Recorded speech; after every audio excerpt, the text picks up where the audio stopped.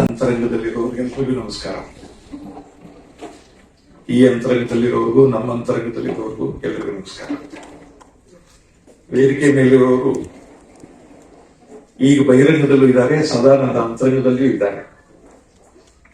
ಷಡಕ್ಷರಿಯವರು, ಕಣ್ಣನ್ ಮಾಮ, MS ನರಸಿಂಹಮೂರ್ತಿಗಳು, ನಾನು ಈ ಕ್ಷೇತ್ರಕ್ಕೆ ಬಂದ ಕಾಲದಿಂದಲೂ ನನ್ನ ಮಾರ್ಗದರ್ಶಿಗಳು, ನನ್ನ ಹಿತೈಷಿಗಳು, ನನ್ನ ಶ್ರೇಯೋಭಿಲಾಷಿಗಳು. ಅವ್ರನ್ನೆಲ್ಲ ನೋಡಿದಾಗ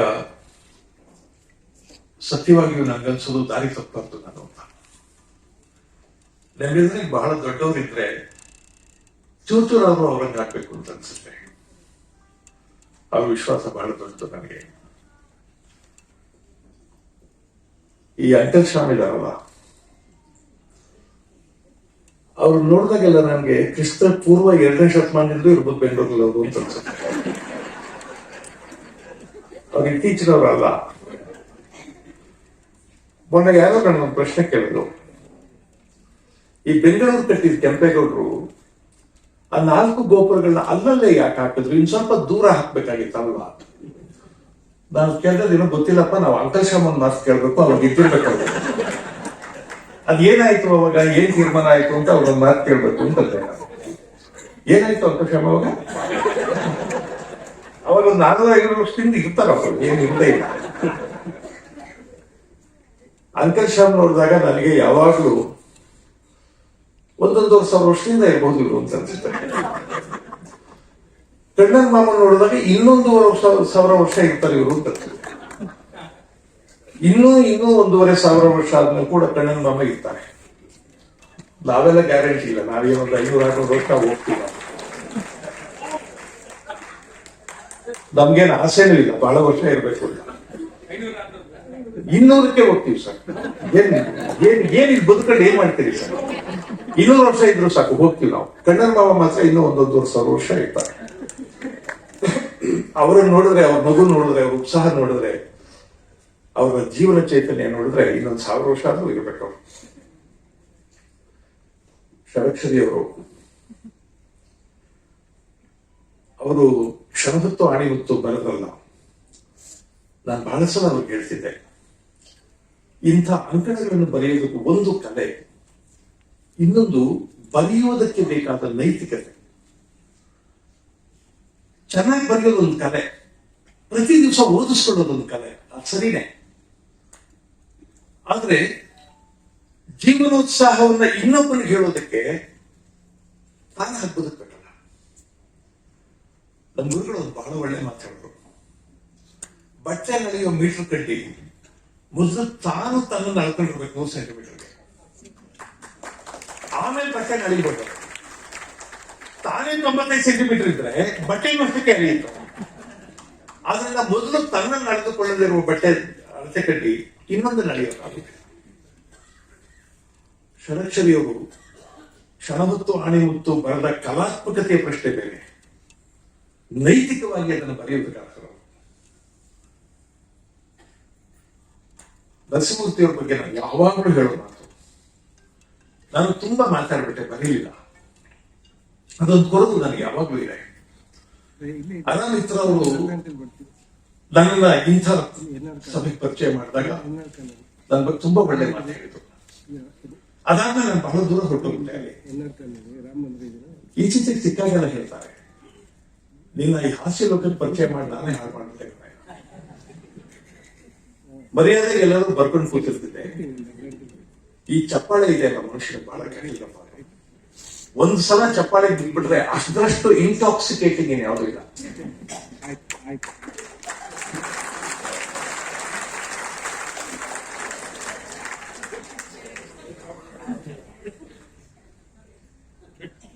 ಇದರಿಂದಲೇ ಹಾಳಾಗಿರುತ್ತೆ. ಚಪ್ಪಾಳೆ ಅನ್ನೋದು ಬಹಳ ಇಂಟಾಕ್ಸಿಕೇಟಿಂಗ್. ನಾನು ಈಚೆಗೆ ಬಹಳ ಹೇಳ್ತಿದ್ದೇನೆ, ಹೊರಗಿನ ಜಗತ್ತಿನಲ್ಲಿ ಬಹಳ ಗದ್ದಲ ಇದೆ, ತುಂಬಾ ಕೂಗಾಡ್ತಾ ಇದ್ದಾರೆ ಜನ. ಯಾವ್ಯಾವುದಕ್ಕೂ ಕೂಗಾಡ್ತಾರೆ, ಯಾವ್ದಕ್ಕೆ ಕೂಗಾಡಬಾರ್ದು ಅದಕ್ಕೆಲ್ಲ ಕೂಗಾಡ್ತಾರೆ.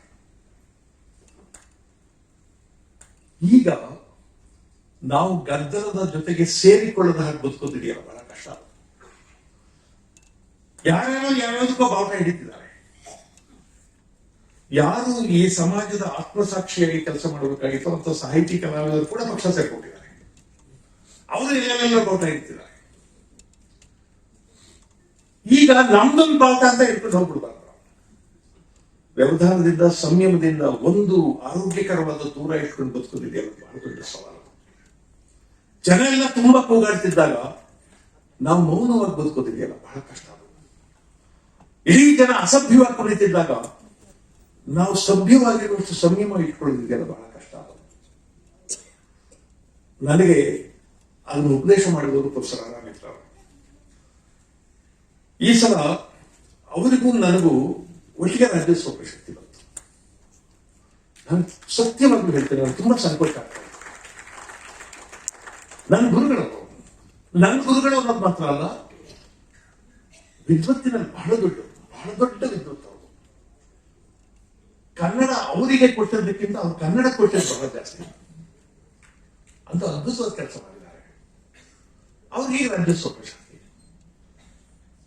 ನಾನು ಅವ್ರ ಮನೆಗೆ ಹೋದೆ ಅವತ್ತೆ. ಹೋಗಿ ನನಗೆ ತುಂಬಾ ಸಂಕೋಚ ಆಗ್ತಿದೆ ಸರ್, ನಿಮ್ ಸಾಲನ್ನು ಕಿತ್ಕೊಳ್ಳೋದಕ್ಕೆ ಅಂದ್ರೆ ಅದಕ್ಕೆ ಅವ್ರು ಸುಂದರ ಯಾಕೆಲ್ಲ ನನ್ ಬೇಡ, ನಿನಗೂ ಬರ್ಬೇಕು, ಇರ್ಲಿ ಸುಂದರ, ನನಗೆ ಯಾಕೆ ಬರ್ಬೇಕಾಗಿತ್ತು ಈ ವಯಸ್ಸಲ್ಲಿ. ಅವತ್ತು ಮುಖ್ಯಮಂತ್ರಿಗಳು ನನ್ಗೆ ಹೇಳಿದ್ರು, ನಿಮ್ಗೆ ಈಗ ಬರ್ತಾ ಇದೆಯಾ, ನಾನು ಯಾವಾಗಲೂ ಬರ್ಬೇಕು ಅಂತ ಅನ್ಕೊಂಡಿದ್ದೆ ಅಂದ್ರು ನನಗೆ. ನಾನು ಹೇಳಿದೆ, ನನಗೆ ತಡ ಅನ್ನೋದಾದ್ರೆ ಮಿತ್ರ ಅವ್ರಿಗೆ 88, ದತ್ತಣ್ಣನಿಗೆ 81, ನಮ್ಗಿಂತ ತರ. ನಾನು ಹೇಳಿದೆ, ತಡವಾದ್ರೂ ತಪ್ಪಲ್ಲ, ನನಗೆ ತಡವಾದ್ರೂ ತಪ್ಪಲ್ಲ, ತಪ್ಪೋದ್ರೂ ತಪ್ಪಲ್ಲ. ಕಣ್ಣನ್ ಮಾಮಂಗೆ ಈಗ ಒಂದು 5-6 ವರ್ಷದ ಹಿಂದೆ ಬಂತು ರಾಜ್ಯೋತ್ಸವ ಪ್ರಶಸ್ತಿ. ಆ ರಾಜ್ಯೋತ್ಸವ ಪ್ರಶಸ್ತಿ ಪ್ರಕಟವಾಗೋದಕ್ಕೆ ಮೊದಲೇ ಸಿ ಟಿ ರವಿಯವರು ದೇವಸ್ಥಾನಕ್ಕೆ ಹೋಗಿ ಈ ಸಲ ಬಾಯಿ ಮುಚ್ಕೊಂಡು ತಗೋಬೇಕು ಅಂತ ಇವ್ರು ಹೇಳಿದ್ರು.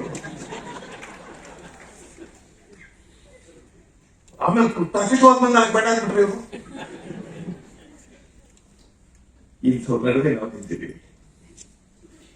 ಅದರಿಂದ ಮೊನ್ನೆ ಯಾರು ಕೇಳಿದ್ರು, ಪ್ರಶಸ್ತಿ ಬಂತು, ನಿಮ್ಗೆ ಬಹಳ ಸಂತೋಷ ಆಗಿರ್ಬೇಕಲ್ವಾ ಅಂತ. ನಾನು ಹೇಳಿದೆ, ಪ್ರಶಸ್ತಿಯಿಂದ ಒಬ್ಬ ಮನುಷ್ಯನ ಯೋಗ್ಯತೆ ತಿಳಿಯುತ್ತೆ ಅನ್ನೋದಾದ್ರೆ ಮಾರ್ಕ್ಸ್ ಕಾರ್ಡ್ ನೋಡಿದ್ರೆ ಒಬ್ಬ ವಿದ್ಯೆ ತಿಳಿಯುತ್ತೆ ಅನ್ನಂಗಾಯ್ತು. ಮಾರ್ಕ್ಸ್ ಕಾರ್ಡ್ಗೂ ವಿದ್ಯೆಗೂ ಸಂಬಂಧ ಇಲ್ಲ. ಎಷ್ಟು ಸಲ ಮಾರ್ಕ್ಸ್ ಕಾರ್ಡ್ ಚೆನ್ನಾಗಿಲ್ಲದೆ ಇರೋರು ನಮ್ಮನ್ನ ಆಡ್ತಾ ಇದ್ದಾರೆ, ಚೆನ್ನಾಗಿರೋ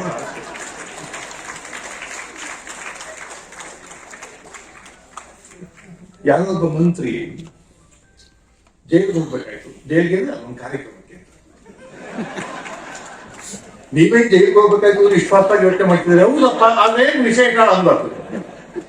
ಕಾರ್ಯಕ್ರಮಕ್ಕೆ ಹೋಗ್ಬೇಕಾಯ್ತು, ಅದು ವಿಶೇಷ. ನಾಳೆ ಜೈಲಲ್ಲಿ ಕಾರ್ಯಕ್ರಮ ಇದೆ, ಬೆಳಿಗ್ಗೆ ಎಲ್ಲ ರೆಡಿ ಮಾಡಪ್ಪ ಅಂತ ಅವ್ರು PSC ಅನ್ನು ಹೇಳ್ತಾ ಇಲ್ಲ. ಆ ಮಂತ್ರಿಗೆ ಒಬ್ಬ ಚಿಕ್ಕ ಮಗ ಇಲ್ಲ, 5-6 ವರ್ಷ. ಅವನು ಅಪ್ಪ ನಾಳೆ ಜೈಲಲ್ಲಿ ಕಾರ್ಯಕ್ರಮ. ನಮ್ಗೆ ಜೈಲು ಅಂದ್ರೆ ಏನೋ ಕುತೂಹಲ. ಜೈಲಲ್ಲಿ ಯಾರಿರ್ತಾರಪ್ಪ ಅಂತ. ಅದೆಲ್ಲ ಕೈದಿಗಳು ಇರ್ತಾರ. ಅಪ್ಪ ನಾನು ಕೈದಿಗಳು ನೋಡ್ಬೇಕಲ್ಲಪ್ಪ, ಬಾ ಕರ್ಕೊಂಡು ಹೋಗ್ತೀನಿ. ಜೈಲಿಗೆ ಹೋದ್ರು, ಕಾರ್ಯಕ್ರಮ ನಡೀತು, ಮುಗೀತು. ಇವ್ರಿಗೆ ಕೈದಿಗಳು ಯಾರು ಅಂತ ಗೊತ್ತಾಗಿಲ್ಲ. ಕಾರ್ಯಕ್ರಮ ಮುಗಿದ್ಮೇಲೆ ಅವ್ರ ಅಪ್ಪನ ಕೇಳಿದ, ಅಪ್ಪ ಕೈದಿಗಳು ಅವ್ರೆಲ್ಲಿ ಬರ್ಲೇ ಇಲ್ಲ, ತೋರಿಸ್ಲೇ ಇಲ್ಲ ನೀನು ಅವ್ರನ್ನ. ಅದಕ್ಕೆ ಅವ್ರ ಅಪ್ಪ ಹೇಳಿದಾಗ, ನಮ್ಮ ಎದುರು ಕೂತಿದ್ರಲ್ಲಪ್ಪ ಅವರೆಲ್ಲ ಕೈದಿಗಳೇ. ಹೌದಾ ಮತ್ತೆ ಅವ್ರು ನಿಂತಾರನೇ ಅವರೇ. ನಾನು ಕೈದಿಗಳು ಅಂದ್ರೆ ಅವ್ರೇನೋ ಬೇರೆ ತರಕ್ ಹೋದ್ರೆ ಏನೇನೋ ಇರ್ತೈತೆ ಅನ್ಕೊಂಡಿದ್ದೆ. ಅವ್ರು ನಿಂತಾರನೇ ಅವರಲ್ಲ ಅಲ್ಲ. ಅದಕ್ಕೆ ಅವ್ರಪ್ಪ ಬೈಲಿಕ್ಕಲ್ಲ, ಅವ್ರು ನಿಂತಾರನೇ ಇದ್ದಾರೆ ಅಲ್ಲ. ಮುಂಕಣ್ಣು ಅವ್ರು ಸಿಕ್ಕಾಕೊಂಡವ್ರೆ, ನಾವು ಸಿಕ್ಕಾಕೊಂಡ್ರೆ.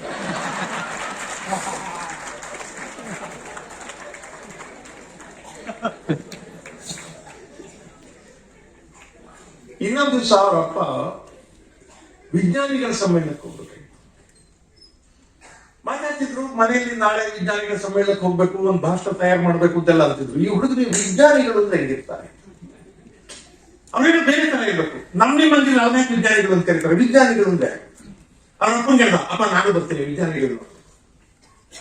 ಹೋದ, ಸಭೆ ಶುರುವಾಯಿತು. ಎಲ್ರಿಗೆಲ್ಲ ಕೂತಿದ್ರು, ಅಪ್ಪ ಇವರೆಲ್ಲ ವಿಜ್ಞಾನಿಗಳು. ಇವರೇ ವಿಜ್ಞಾನಿಗಳು. ಅಯ್ಯೋ ನಾನು ಓದ್ಸೋದಂಗೆ ಬೇಯಿಸ್ಬಿಟ್ಟೆ, ಇವ್ರು ಹೆಂಗೋ ಇರ್ತಾರೆ ಅಂತ ಅನ್ಕೊಂಡಿದ್ದೆ. ಎಲ್ಲ ನೀವಂಗೆ ಅವ್ರೆ, ಹೂನಪ್ಪ ಎಲ್ಲ ನಮ್ಮಂಗೆ ಅವ್ರೆ, ಮತ್ತೆ ನಿಮ್ಗೂ ಅವ್ರಿಗೂ ಏನು ವ್ಯತ್ಯಾಸ?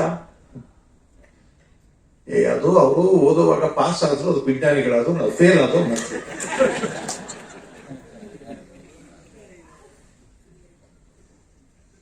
ಇನ್ನೊಂದ್ಸಲ ಅವರಪ್ಪ ಯಾವುದೋ ಒಂದು ಕಾರ್ಖಾನೆಗೆ ಹೋಗ್ತಾ ಇದ್ರು ಮಂತ್ರಿ. ಇವ್ರ ಮತ್ತೆ ಕೇಳಿದ ಮಂತ್ರಿ, ಅಪ್ಪ ಕಾರ್ಖಾನೆಯಲ್ಲಿ ಯಾರು ಇರ್ತಾರೆ?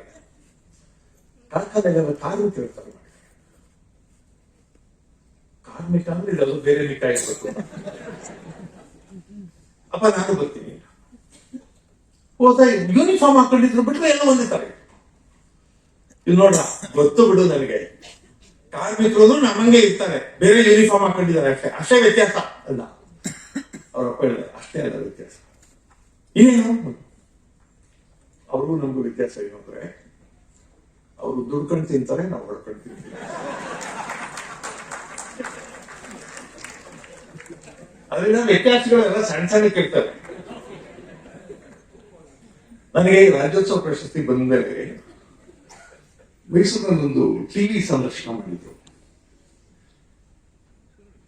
ಅವರು ಏನೇನು ಪ್ರಶ್ನೆಗಳನ್ನು ಕೇಳ್ತಾ ಇದ್ರು, ಸ್ಫೂರ್ತಿ ಯಾರು, ಅದು ಇದು ಮಾಮೂಲಿ ಪ್ರಶ್ನೆಗಳೆಲ್ಲ ಕೇಳ್ತಿದ್ರು. ನಾನು ಏನು ಕಥೆ ಹೊಡಿತಾ ಇದ್ದೆ. ಅವಾಗ ನೋಡಿ ಯಾರೊಬ್ರು ನಮ್ಮ ವೀಕ್ಷಕರು ಕರೆ ಮಾಡಿದ್ದಾರೆ, ಮಾಡಿ ಮಾತಾಡೋಣ. ಅವರು ದಕ್ಷಿಣ ಕನ್ನಡದವರು. ಕೃಷ್ಣಕವರಿಗೆ ನಮಸ್ಕಾರ. ನಮಸ್ಕಾರ, ಚೆನ್ನಾಗಿದ್ದೀರಾ? ನಮಗೆ ಬಹಳ ಸಂತೋಷ ಇದೆ ಮಾರ್ರೆ, ನಿಮಗೆ ಬಂದದ್ದು ಬಹಳ ಸಂತೋಷ. ಹೌದು, ನೀವು ಮಾತಾಡಿದ್ರು ನನಗೆ ಬಹಳ ಸಂತೋಷ. ಮತ್ತೆ ನಮ್ಮ ಕಡೆ ಉಂಟಲ್ಲ, ನಿಮ್ಮನ್ನು ಕಂಡ್ರೆ ಬಹಳ ಪ್ರೀತಿ ಜನಕ್ಕೆ. ಹೌದೌದು, ನಮಗೂ ನಿಮ್ಮನ್ನು ಕಂಡ್ರೆ ಬಹಳ ಪ್ರೀತಿ. ಮತ್ತೆ ನೀವು ಒಮ್ಮೆ ಮಂಗಳೂರಿಗೆ ಬರಬೇಕು. ಬರ್ತೇನೆ ಅಲ್ಲ, ಸುಮ್ಮನೆ ಅಲ್ಲ, ಮತ್ತೆ ನಾವು ಅಲ್ಲಿ ನಿಮ್ಮದೊಂದು ಸ್ಟ್ಯಾಚ್ಯೂ ಮಾಡುವ. ನಾನು ಈಗ ಯಾವನೋ ಕಥೆ ಹೊಡಿತಾ ನಿಮ್ಮದೊಂದು ಸ್ಟ್ಯಾಚ್ಯೂ ಮಾಡುವ. ಪ್ರತಿಮೆ ಮಾರದೆ, ಪ್ರತಿಮೆ ನಿಲ್ಲಿಸುವ ನಿಮ್ಮದು. ನಾನು ಅದೆಲ್ಲ ಮಾಡಿದ್ರೆ ಸುಮ್ಮನೆ ನೀವೇನಪ್ಪ, ನೀವು ಸುಮ್ಮನೆ ಸಂಕೋಚ ಅಲ್ಲ ಮಾರ್ರೆ. ಮತ್ತೆ ನಿಮಗೆ ಒಬ್ಬ ಕಲಾವಿದನಿಗೆ ಪ್ರತಿಮೆ ಬಿಡುವ, ಮತ್ತೆ ನಿಲ್ಲಿಸುವ. ಈಗ ನಿಲ್ಲಿಸುವ. ನೋಡಿ, ಸುಮ್ಮನೆ ನಮ್ಗೆ ಇವೆಲ್ಲ ಮಾತಾಡಿ ಸಂಕೋಚ ಪಡಿಸ್ಬೇಡಿ, ನಮ್ಗೆ ಅದೆಲ್ಲ ಆಗಲ್ಲ ಅಂದ್ರೆ. ಅಲ್ಲ ಮಾರ್ರೆ, ನಿಮಗೆ ಸಂಕೋಚ ಆದ್ರೆ ತುಂಬಾ ದೊಡ್ಡದು ಬೇಡ, ಒಂದು ಅರ್ಧ ಅಡಿಯದು, ಒಂದು ಅರ್ಧ ಫುಟ್ ಇರೋದು ಅಷ್ಟೇ. ನಿಮಗೆ ಬೇಜಾರಾದ್ರೆ ಬೆಡ್ ದೊಡ್ಡದು ಬೇಡ, ಒಂದು ಅರ್ಧ ಫುಟ್ ಇರೋದು. ಆಮೇಲೆ ಒಂದು ಸರ್ಕಲ್ ಅಲ್ಲಿ ಬೇಡ ಮಾರ್ರೆ, ಮೂಲೆಯಲ್ಲಿ ಯಾರಿಗೂ ಕಾಣದಾಗ, ಒಬ್ಬರಿಗೂ ತಿಳಿಯಬೇಡ. ಸುಮ್ಮನೆ ಅಲ್ಲಿ ನಿಮಗೆ ನಿಮಗೆ ಇಷ್ಟ ಬಿಸಾಡುವ, ನಿಮ್ಮದೊಂದು ಸಣ್ಣ ಪ್ರತಿಮೆ ಮಾಡಿ ಅಲ್ಲಿ ಬಿಸಾಡುವ. ಸುಮ್ಮನೆ ಒಂದು ಕಾಲಲ್ಲಿ ಹೇಗೆ ಮಾಡಿಕೊಂಡು ಓಡಾಡ. ಅಂದ್ರೆ ನಮಗೇನು ಆಸೆ ಇದ್ರೆ ನಿಮ್ಮದೊಂದು ಪ್ರತಿಮೆ ಮಾತಾಡ್ಕೊಂಡು ನಮ್ಮ ಫ್ರೆಂಡು ಆಮೇಲೆ ಗೊತ್ತಾಗಿದ್ದು ಗೊತ್ತಾಗ. ನಮಗೂ ಪಿಟ್ಟ ಜಾಸ್ತಿ ಅಂದ್ರೆ ಇಂಥದ ಯಾರಿಗೂ ಇಳಿಸ್ತಿರ್ಬೇಕು. ಗೆಳೆಯ ರಾಮನಾಥ್ ಅವ್ರನ್ನ ನನಗೆ ಗೊತ್ತು, ಯಾವಾಗಲೂ ಒಳ್ಳೆ ಮಾತಾಡ್ತಾರೆ.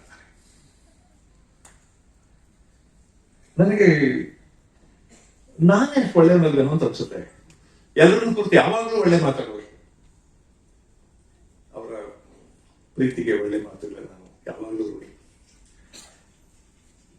ಈಗ ನನ್ನ ಮಾತುಗಳನ್ನ ಆರಂಭ ಮಾಡ್ತಾ ಇದ್ದೀನಿ.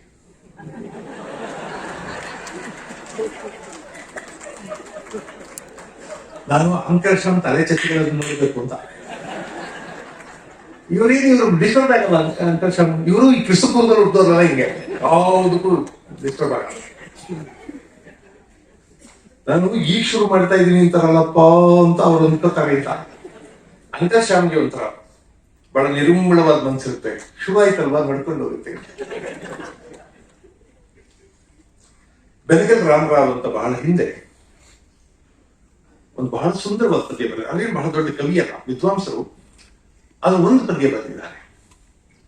ಕನ್ನಡದ ನುಡಿದನಿಗೆ ಅನ್ಯ ಜೀವನವಿಲ್ಲ, ಕನ್ನಡದ ಎನ್ನುಸಿರು ಪೆತ್ತೆನ್ನ ತಾಯಿ, ಕನ್ನಡವೇ ಧನಧಾನ್ಯ, ಕನ್ನಡವೇ ಮನೆಮಾನ್ಯ, ಕನ್ನಡವೇ ಎನಗಾಯ್ತು ಕಣ್ಣು ಕಿವಿ ಬಾಯಿ. ನನಗೆ ಪದ್ಯ ಯಾವಾಗಲೂ ನೆನಪಾಗ್ತಾ ಇರುತ್ತೆ. ಯಾಕೆಂದ್ರೆ ಕನ್ನಡ ನನಗೆ ಕಣ್ಣು ಕಿವಿ ಬಾಯಿ ಎಲ್ಲ ಅದೇ. ನಾನು ಇಡೀ ಜಗತ್ತನ್ನು ನೋಡ್ತಿರೋದು ಕನ್ನಡದಲ್ಲಿ, ಇಡೀ ಜಗತ್ತನ್ನು ಗ್ರಹಿಸ್ತಿರೋದು ಕನ್ನಡದಲ್ಲಿ. ಅಥವಾ ನಾನು ಏನ್ ಮಾತಾಡ್ತಿದ್ದೀನೋ ಅವೆಲ್ಲ ಚಿಂತನೆಗಳು ರೂಪುಗೊಂಡದ್ದು ಕನ್ನಡದಲ್ಲಿಯೇ. ಕನ್ನಡದಲ್ಲಿ ಮಾತ್ರ ಅಲ್ಲ, ಕನ್ನಡವೇ ಪ್ರಸಾದಿಸಿದ್ದರು. ನನ್ನ ಕನ್ನಡದ ಓದಿದೆಯಲ್ಲ ಅದರಿಂದ ಬಂದ ಚಿಂತನೆಗಳು, ಅದರಿಂದ ಬಂದ ಮಾತುಗಳು, ಅದರಿಂದ ನನ್ನ ಕಣ್ಣು ಕಿವಿ ಬಾಯಿ ಎಲ್ಲ ಕನ್ನಡದು. ಒಂದು ಬಹಳ ಸುಂದರವಾದ ಮಾತಿದೆ, ಕಣ್ಣು ತೆರೆದರೆ ಸಾಲದು ನೋಡುವುದನ್ನು ಕಲಿಯಬೇಕು, ಕಣ್ಣು ತೆರೆದರೆ ಸಾಲದು ನೋಡುವುದನ್ನು ಕಲಿಯಬೇಕು, ಕಿವಿ ತೆರೆದರೆ ಸಾಲದು ಕೇಳುವುದನ್ನು ಕಲಿಯಬೇಕು. ನಮ್ಮೆಲ್ಲ ಇಂದ್ರಿಯಗಳು ಹಾಗೆ. ಈ ಕಣ್ಣಿಗೆ ಒಂದು ರೆಪ್ಪೆನಾದ್ರೂ ಇದೆ, ನೀವು ಬೇಡ ಅಂದ್ರೆ ಮುಚ್ಕೊಂಡು ಬಿಡ್ಬೋದು. ಅದ್ರ ಕಿವಿಗೆ ರೆಪ್ಪೆ ಕೂಡ ಇಲ್ಲ, ಸುಮ್ಮನೆ ತೆರೆದು ಇಟ್ಕೊಂಡಿರುತ್ತೆ. ಪ್ರಪಂಚದಲ್ಲಿ ಯಾವ್ಯಾವ ಸದ್ದು ಗದ್ದಲಗಳೆಲ್ಲ ಅದನ್ನು ಕಿವಿಗೆ ಬೀಳ್ತಾ ಇರ್ತಾರೆ. ನಿಮಗೆ ಬೇಕೋ ಬೇಡವೋ ಎಲ್ಲವೂ ಕಿವಿಗೆ ಬೀಳ್ತಾ ಇರ್ತಾರೆ. But it is a voluntary act. ನೀವು ಯಾವ್ದು ಬೇಕು ಅದನ್ನ ಮಾತ್ರ ಸ್ವೀಕರಿಸಬೇಕು. ಬಹಳ ದೊಡ್ಡ ಚಾಲೆಂಜ್ ಅದು. ನಮಗೇನ್ ಬೇಕು ಅದನ್ನ ಮಾತ್ರ ನೋಡ್ಬೇಕು. ಪ್ರಪಂಚದಲ್ಲಿ ಏನೇನೋ ಇದೆ, ಯಾವ್ಯಾವ ಇದೆ, ನಮಗೇನ್ ಬೇಕು ಅದನ್ನ ಮಾತ್ರ ನೋಡ್ಬೇಕು. ಅಷ್ಟು ವ್ಯವಧಾನ, ಅಷ್ಟು ಸಂಯಮ ಇದ್ರೆ ಮಾತ್ರ ನಾವೇನಾದ್ರೂ ಆಲೋಚನೆ ಮಾಡೋಕೆ ಸಾಧ್ಯ. ನಾನು ಮೇಷ್ಟ್ರಾಗಿ ರಿಟೈರ್ ಆದಾಗ ನಾನು ಪರವಾಗಿಲ್ಲ, ಒಳ್ಳೆ ಮೇಷ್ಟ್ರು, ಏನ್ ತೀರಾ ದೊಡ್ಡ ಮೇಷ್ಟ್ರು ಅಂದಿದ್ರು ಅಂತ ಸರಿದಾಕ ಮೇಷ್ಟ್ರಲ್ಲ, ಪರವಾಗಿಲ್ಲ ಅಂತ ಅನ್ಕೊಂಡು ರಿಟೈರ್ ಆದ. ಆದ್ರೆ ಇವಾಗ ಅನ್ಸುತ್ತೆ ನಾನು ಆರ್ಡಿನರಿ ಮೇಷ್ಟ್ರು. ಏನ್ ಪ್ರಿಸ್ಕ್ರೈಬ್ ಮಾಡಿದ್ರು ಯೂನಿವರ್ಸಿಟಿಯವರು ಅದು ಮಾತ್ರ ಪಾಠ ಮಾಡಿದ್ರೆ ನಾನು ಆರ್ಡಿನರಿ. ಅದರಿಂದ ಆಚೆಗೆ ಹೋಗೋದನ್ನ ಹೇಳ್ಕೊಡ್ಬೇಕಾಗಿತ್ತು. ಅವ್ರ ಜಗತ್ತನ್ನು ನೋಡೋದನ್ನು ಕಲಿಸ್ಬೇಕಾಗಿತ್ತು. ಪ್ರಪಂಚ ಗ್ರಹಿಸೋದನ್ನ ಹೇಳ್ಬೇಕಾಗಿತ್ತು. ನಮ್ಮ ಎಜುಕೇಶನ್ ಇದೆಯಲ್ಲ ಬಹುಪಾಲು ಸೆರೆಬ್ರಲ್, ಬರೀ ತಲೆ, ವಿದ್ಯೆ, ಬುದ್ಧಿ ಅಷ್ಟೇ. ಅದರಿಂದ ಆಚೆಗೆ ಹೋಗೋದಿಲ್ಲ ನಾವು. ನಮ್ಮ ಎಲ್ಲಾ ಯೂನಿವರ್ಸಿಟಿ ಪ್ರೊಫೆಸರ್ಸು, ಪ್ರಿನ್ಸಿಪಾಲ್ಸು, ದೊಡ್ಡ ದೊಡ್ಡ ವೈಸ್ ಚಾನ್ಸಲರ್ಸ್ ಎಲ್ಲರೂ ಅಮೆರಿಕಾದಲ್ಲಿ ಏನಿದೆ ತಂದು ಇಲ್ಲಿ ಇಟ್ಬಿಡ್ಬೇಕು ಅಂತ ಅನ್ಕೋತಾರೆ. ಸ್ಟ್ಯಾನ್ಫರ್ಡ್ ಅಲ್ಲಿದೆ, ಹಾರ್ವರ್ಡ್ ಅಲ್ಲಿದೆ, ಕೇಂಬ್ರಿಡ್ಜ್ ಅಲ್ಲಿದೆ, ಆಕ್ಸ್ಫರ್ಡ್ ಅಲ್ಲಿದೆ, ಅಲ್ಲಿ ತಂದು ಇಲ್ಲಿ ಇಟ್ಬಿಡ್ಬೇಕು ಅಂತ. ಇಲ್ಲಿಯದೇ ಆಗೋ ಒಂದು ವಿದ್ಯೆ ನಮ್ಮ ಕೈಲಿ ಆಗೇ ಇಲ್ಲ. ಏನು ನಮ್ಮ ಕೈಲಿ ಆಗೇ ಇಲ್ಲ. ನಮ್ಮಲ್ಲಿ ತಪಸ್ಸು ಅಂತ ಒಂದು ಗೊತ್ತಾಯಿತು. ಆ ತಪಸ್ಸನ್ನು ಪರಿಚಯ ಕೂಡ ಇಲ್ಲ ನಮಗೆ. ಅದು ಜಗತ್ತನ್ನ ಗ್ರಹಿಸುವ ಒಂದು ಮಾಧ್ಯಮ.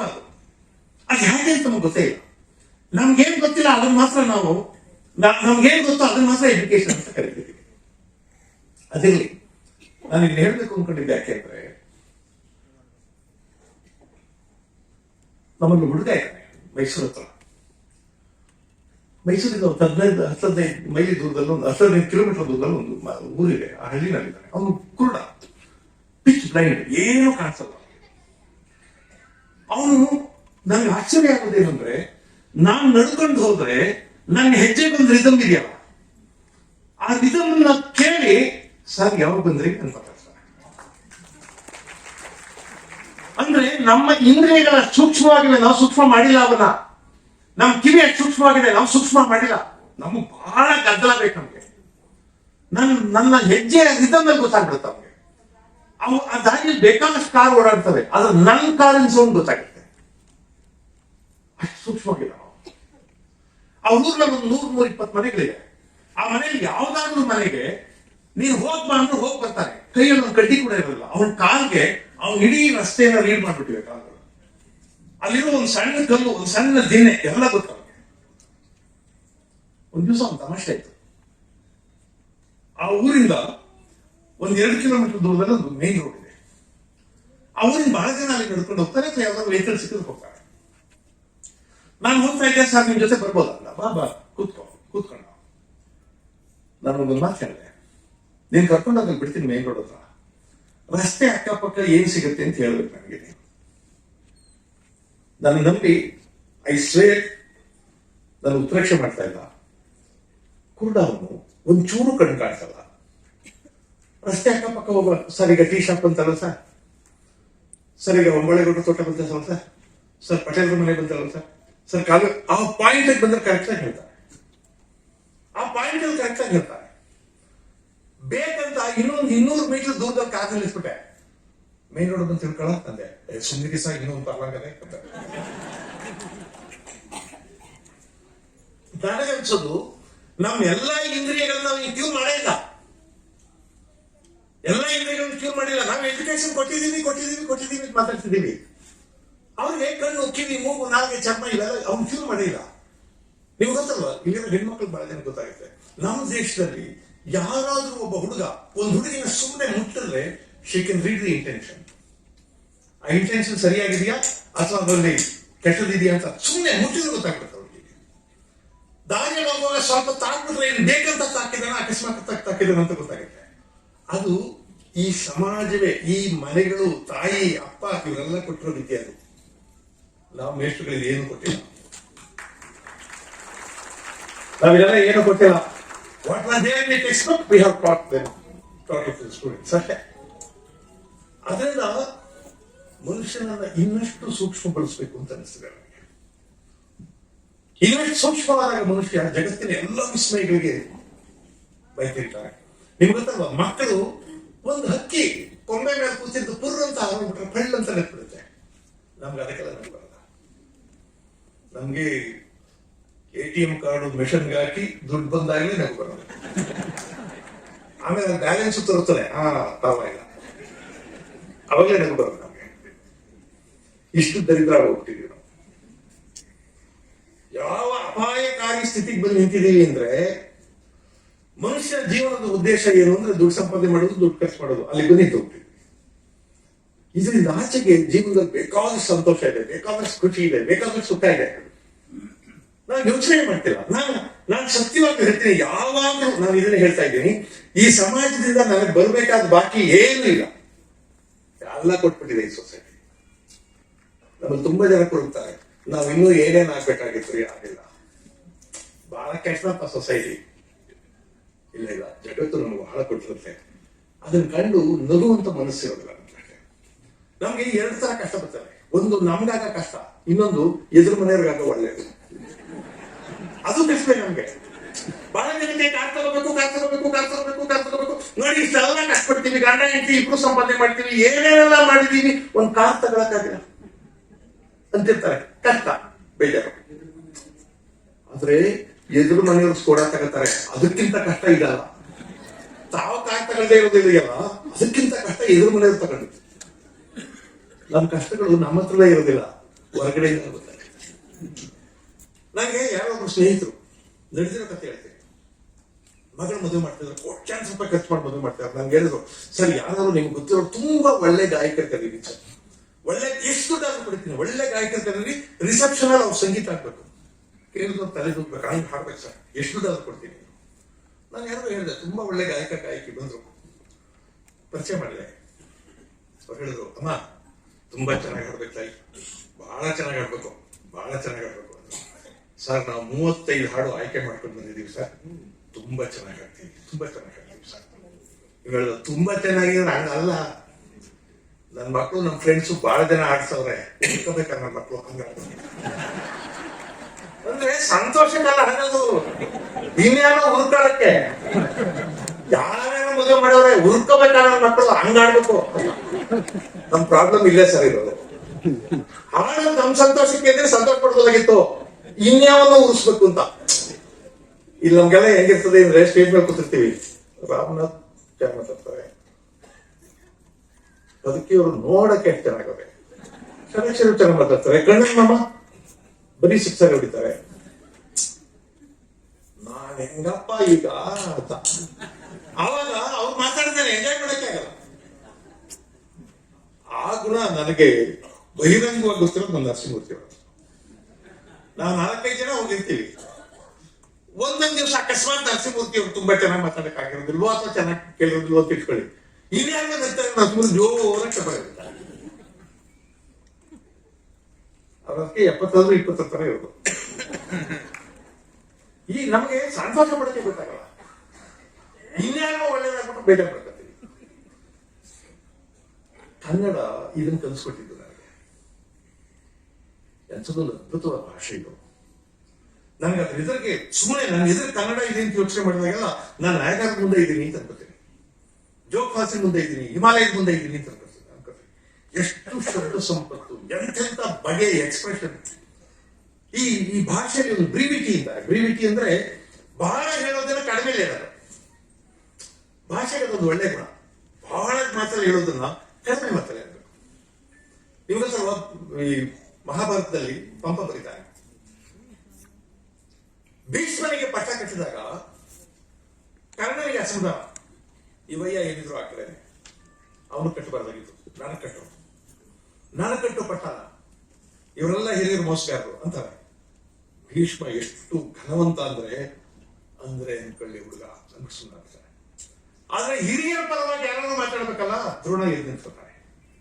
ದ್ರೋಣ ಎದ್ದು ನಿಂತ್ಕೊಂಡು ಒಂದೇ ಮಾತಾಡ್ತಾನೆ, ಕಾರಣ ಸುಳ್ಳು ಪಡೆಯಲಪ್ಪದು ಕಾರಣ ಮಹಾಗಿರಂಗರು, ನಿನಗೂ ಸರದಿ ಬರುತ್ತೆ ಇರು.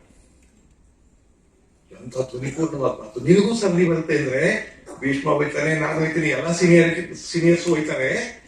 ನೀನು ಒಂದ್ ದಿವಸ ಪಟ ಕಟ್ಕೊಂಡು ನೀನು ಸಾಯನೆ, ನಾವೇನ್ ಗೆಲ್ಲಲ್ಲ ಅಂತ. ಸುಳ್ಳು ಪಡೆಯಲಪ್ಪದು ಕಾರಣ ಮಹಾಗಿರಂಗರು, ಇವರಲ್ಲಿ ಪೈಪ್ಲೈನ್, ನಿನಗೂ ಬರುತ್ತೆ ಸುಂದರು ಒಂದ್ ದಿವಸ ಸರದಿ. ಭಾಷೆ ಹಿಂಗೆ ಹೇಳ್ಬೇಕು, ಬಹಳ ಮಾತಾಡೋದಲ್ಲ, ಕಡಿಮೆ ಮಾತಾಡಿ ಹೆಚ್ಚು ಹೇಳ್ಬೇಕು.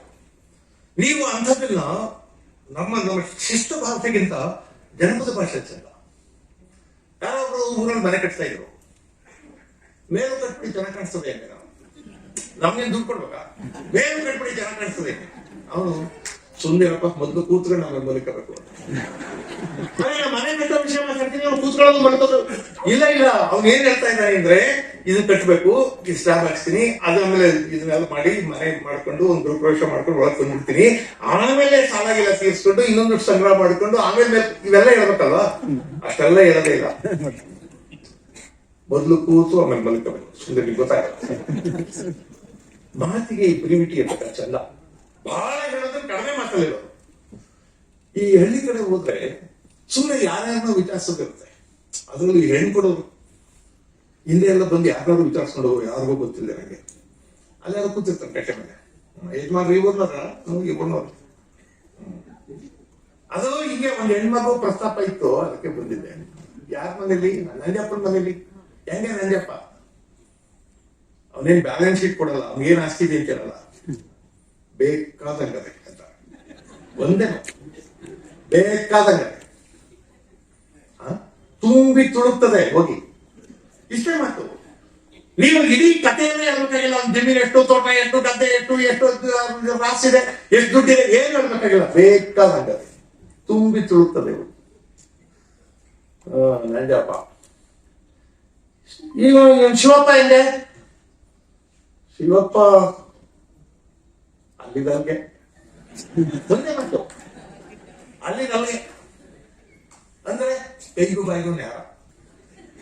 ಇಷ್ಟೇ. ನೀವೇನ್ ಬ್ಯಾಲೆನ್ಸ್ ಶೀಟ್ ಕೊಡ್ಬೇಕಾಗಿಲ್ಲ, ಕೈಗೂ ಬಾಯಿಗೂ ನ್ಯಾರ. ರಾಮಪ್ಪ ಹೆಂಗೆ? ರಾಮಪ್ಪ ಹಿಂದಕ್ಕಿದ್ರು ಮುಂದಕ್ಕಿಲ್ಲ. ಸಾಕ? ಇನ್ನೇನು ಡೀಟೇಲ್ ಆಗಿ ಹೇಳಬೇಕಾಗಿಲ್ಲ, ಹಿಂದಕ್ಕಿದ್ರು ಮುಂದಕ್ಕಿಲ್ಲ. ತಿಮ್ಮಪ್ಪ ಇದಲ್ಲ, ಅವ್ರ ಹೆಂಗೆ? ತಿಮ್ಮಪ್ಪನ ಒಪ್ಪತ್ತುಂಡ್ರೆ ಒಲೆ ಕಿತ್ತಾಕ ನನ್ನ ಮಕ್ಳಿಗೆ. ಒಪ್ಪತ್ತುಂಡ್ರೆ ಒಲೆ ಕಿತ್ತಾಕೋದ್ರೆ ಗೊತ್ತಲ್ವಾ?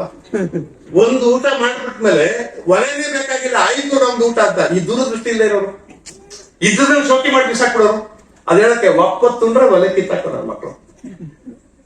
ಭಾಷೆ ಚಂದ ನೋಡಿ. ನಾನು ಯೂನಿವರ್ಸಿಟಿಲೂ ಕನ್ನಡ ಕಲ್ತಿದ್ದೀನಿ, ಆದ್ರೆ ಕನ್ನಡ ಬಹಳ ಎಫೆಕ್ಟಿವ್ ಆಗಿರೋದು ಬೀದಿಲಿ.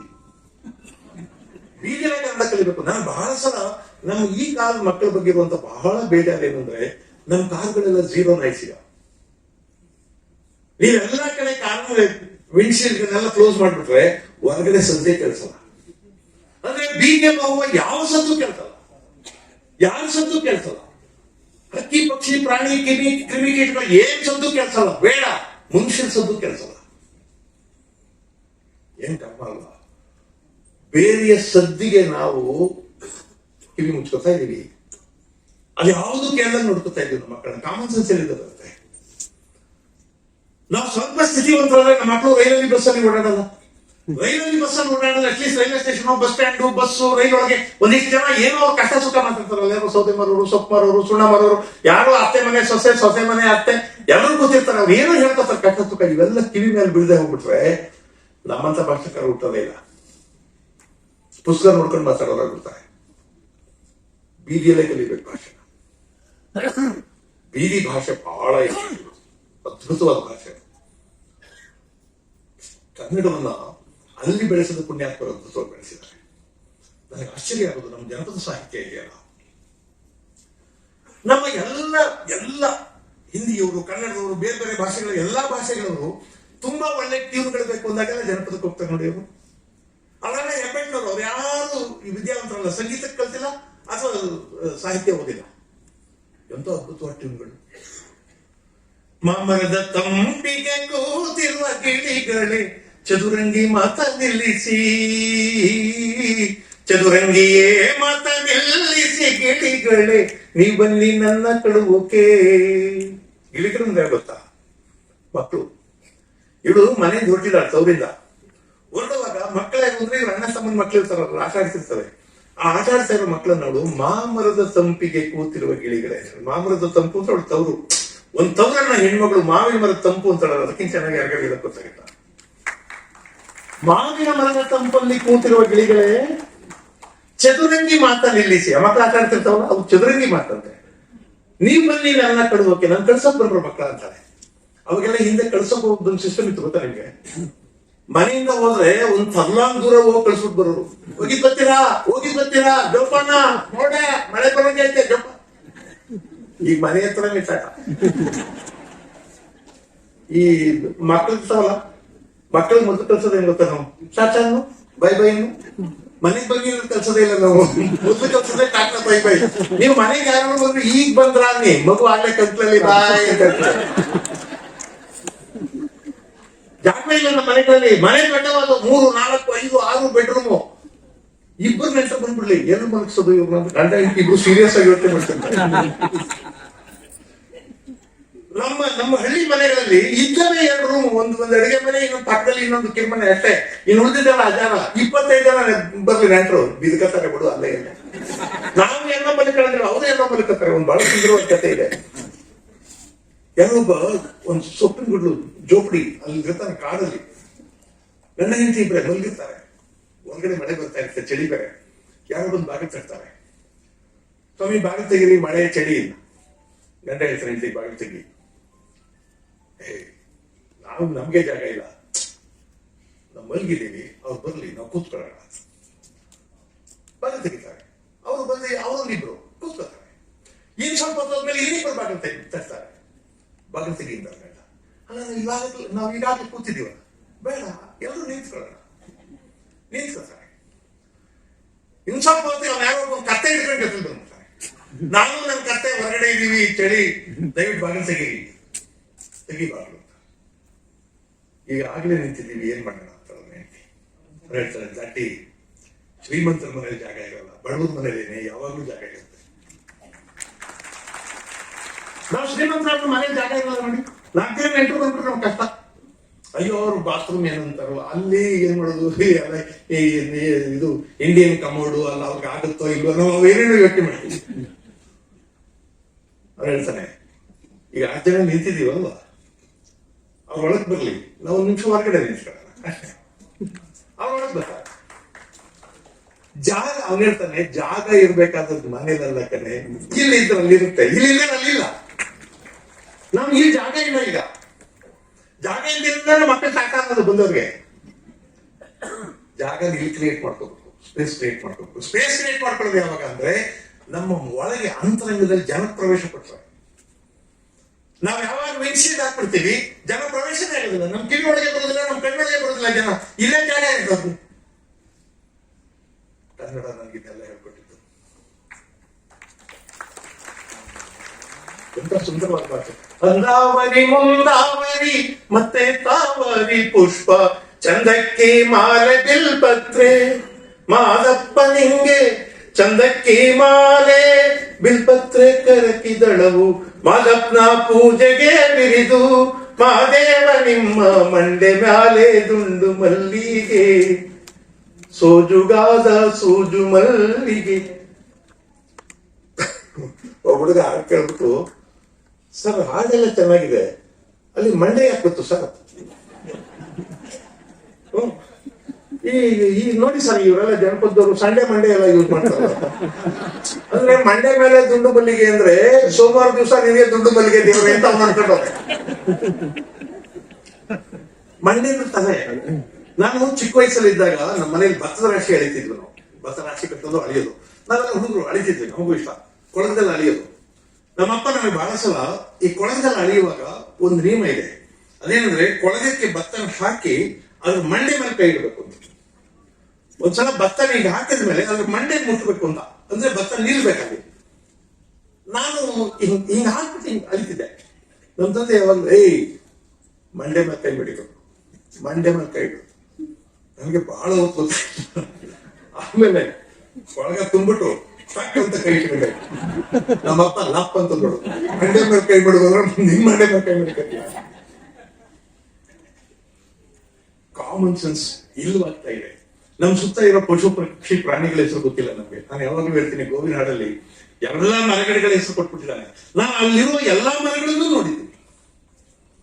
ಎಕ್ಕೆ, ಎಲಚಿ, ಲೆಕ್ಕಿ ಗಿಡಗಳು, ಸುಕ್ಕಿ ಬಿಡವ, ಸೀಗೆ ಗಿಡಗಳು, ಉಕ್ಕಿ ಬಿಡವ, ನೆಲ್ಲಿ ಗಿಡಗಳು, ತಕ್ಕೈಸಿದ ಅರಣ್ಯದಿ, ನಾಗಸಂಪಿಗೆ, ಮಾವು ನೇರಳೆ, ತ್ಯಾಗಚನ್ನಂಗಿ, ಬನ್ನಿ ಪಾದರಿ, ಬಾಗಿ ತಿಂದಿನಿ, ಮತ್ತೆ ಬಿಲ್ಬವು, ತಾಗಿ ಮೆರೆದು ಅರಣ್ಯದಿ, ಆಲದಲ್ಲಿ ಅತ್ತೆ ಕಿತ್ತಳೆ, ಜಾಲಸತಿಗಳು, ಅಗಿಲು, ಶ್ರೀಗಂಧ, ಬ್ಯಾಲ, ಭೂತಳೆ, ಬಿದಿರು, ಬೂರಗ, ಸಾಲುವಂದಳು ಒಪ್ಪಿತು. ತೊಂಡೆ ತೊಟ್ಟಿಯು, ಸೊಂಡೆ ಗಿಡಗಳು, ಭೂಮಂಡಲಗಳು, ಬೆಳೆವ ತುಳಸಿಯು, ಉಂಡು ಸಂತಸ ಗೊಂಬನೆಯರಲ್ಲಿ ತಂಡದಿ ಮೆರೆದವು. ಆಡು ಸೋಗೆಯು, ಕಾಡು ನುಗ್ಗೆಯು, ರೂಢಿಯಿಂದಲೇ ಬೆಳೆವ ತಗ್ಗಿಯು, ನೋಡಲು ತೆಂಗಿನಾಮರ ಕೂಡಿ ಬೆಳೆದು ಅರಣ್ಯದಿ, ಮಲ್ಲೆ ಮಲ್ಲಿಗೆ, ಮುಗುಳು ಸಂಪಿಗೆ, ಚೆಲುವ ಜಾಜಿ, ಸುರಗಿ ಸುರವನ್ನ ಎಲ್ಲಿ ನೋಡಲು ದವನದಾವನ ಅಲ್ಲಿ ಮೆರೆದವರಣ್ಯದಿ, ನಿಂಬೆ ನೇರಳೆ, ಹಲಸು ಬೇಲವು, ಅಂಬರಕ್ಕೆ ಹರಿವ ಅಡಕೆಯು, ತುಂಬಿ ತುಳುಕುವ ತೆಂಗಿನಾಮರ ಸಂಭ್ರಮದಳು ಇದ್ದವು. ಎಷ್ಟು ಮರಗಿಡಗಳು ನಮ್ಗೆ ನಮ್ ಸುತ್ತಮುತ್ತ ಏನು ಗೊತ್ತಿಲ್ಲ. ದಾರಿ ಹೋಗುವಾಗ ಯಾವ ಮರ ಇದೆ ಅಂತ ಗೊತ್ತಿಲ್ಲ. ಹುಡುಗನ ಸೊಪ್ಪು ತರ ಕೊಟ್ಟು ಕಳಿಸಿ, ಎಲ್ಲಾ ಗ್ರೀನ್ಸ್ ವೆರೈಟಿ ಕೊಟ್ಬಿಟ್ಟಿದ್ದಾರೆ. ಅವಕ್ಕೆ ಗಂಟು ಸೊಪ್ಪು ಗೊತ್ತಿಲ್ಲ, ಕಿರ್ಕಿರ ಸೊಪ್ಪು ಗೊತ್ತಿಲ್ಲ, ಅಣ್ಣೆ ಸೊಪ್ಪು ಗೊತ್ತಿಲ್ಲ, ಚಿಕ್ಕಿ ಸೊಪ್ಪು ಗೊತ್ತಿಲ್ಲ, ಒಂಡೆ ಸೊಪ್ಪು ಗೊತ್ತಿಲ್ಲ, ಗುಪ್ಪಟ ಸೊಪ್ಪು ಗೊತ್ತಿಲ್ಲ, ಯಾವುದು ಗೊತ್ತಿಲ್ಲ. ಆಲ್ ವೆರೈಟೀಸ್ ಕೊಟ್ಬಿಟ್ಟು ನಮ್ಮ ಹಳ್ಳಿಗಳಲ್ಲಿ ಮಾಡೋ ಸ್ವೀಟ್ಸ್ ಇದಾವಲ್ಲ, ನನಗೆ ಈ ಕ್ಷಣ ನೀವು ಕೇಳಿದ್ರೆ ನಾನೊಂದು 60-70 ವೆರೈಟಿ ಹೇಳ್ಬಾರೆ. ಈಗ ಸ್ವೀಟ್ ಮದುವೆ ಸ್ವೀಟ್ ಬಡಿಸಿ ಸ್ವೀಟ್, ಅದು ಹೆಸರು ಕೂಡ ಹೇಳ್ತಾ ಇಲ್ಲ ನಾವು. ನಮ್ಮ ಶಬ್ದಕೋಶ ಬಹಳ ಕಡಿಮೆ ಆಗ್ತಾ ಇದೆ. ಶಬ್ದಕೋಶ ಕಡಿಮೆ ಆಗ್ತಾ ಇದೆ, ಮನಸ್ಸಿಕ್ತ ಆಗ್ತಾ ಇದೆ. ನಾವು ಬಹಳ ದೊಡ್ಡ ಮಾತಾಡ್ತಾ ನಿಂತಿದ್ದೀವಿ. ಕನ್ನಡ ನಮಗೆ ಇದರ ಅರಿವು ಮಾಡಿಕೊಡುತ್ತೆ. ಪ್ರಪಂಚದ ಶ್ರೀಮಂತ ಸಮೃದ್ಧವಾದ ಭಾಷೆಗಳ ಕನ್ನಡ ಒಂದು. ರಾಚನಿಕವಾಗಿ ಸುಸಂಬದ್ಧವಲ್ಲದೆ ಇರುವಂತಹ ಒಂದು ಭಾಷೆಯನ್ನು ಇಟ್ಕೊಂಡು ಇದು ಬಹಳ ಘನದಾಗಿ ಭಾಷೆ ಅಂತ ಒತ್ಕೊಂಡು ಕೂಡ ಇಂಗ್ಲೆಂಡಿಂದ ಬರೀ 35 ಕಿಲೋಮೀಟರ್ ದೂರ ಇರುವಂತಹ ಫ್ರಾನ್ಸ್ನವರು ಇಂಗ್ಲಿಷ್ ಒಳಗೆ ಕುಟ್ಕೊಂಡಿಲ್ಲ. ಅದ್ರ ಪಕ್ಕ ಇರೋ ಜರ್ಮನಿಯವರು ಇಂಗ್ಲಿಷ್ ಒಳಗೆ ಕುಟ್ಕೊಂಡಿಲ್ಲ. ನಾವು ಇದಿಲ್ಲದೆ ನಾವು ಬದುಕೇ ಇಲ್ಲ ಅಂತ ಅನ್ಕೊಂಡಿದ್ವಿ.